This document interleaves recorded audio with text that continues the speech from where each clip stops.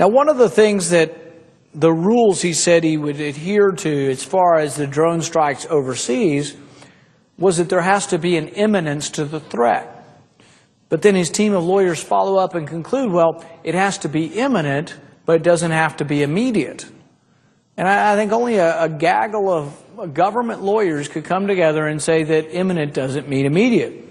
Spencer Ackerman wrote in Wired about this, and the title of this is How Obama Transformed an Old Military Concept So He Can Drone Americans. Imminence used to mean something in military terms, namely that an adversary had begun preparations for an assault.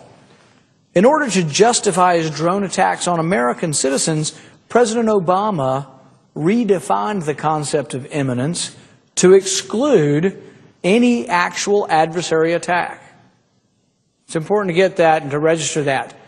He has defined a potential imminent attack to mean that it excludes any actual adversary attack. So you're under imminent attack, but there is no attack. I mean, it is a bizarre logic, but it's done to widen what they can do, to grant them more power. Ackerman goes on, he says, this is at the heart of the Justice Department's newly leaked white paper. These are these drone memos. It was first reported by NBC News, explaining why a broader concept of imminence trumps traditional constitutional protections American citizens enjoy from being killed by their government without due process. It's an especially striking claim when considering that the actual number of American citizens who are senior operational leaders of Al-Qaeda is a vanishingly small number. As much as Obama talks about rejecting the concept of perpetual war, he's providing and institutionalizing a blueprint for it.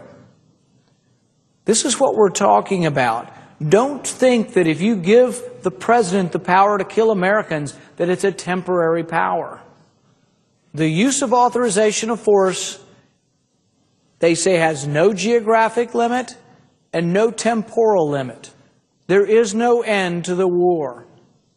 There is no end to the lessening or the abrogation or the giving up of your rights. If you give up your rights now, don't expect to get them back.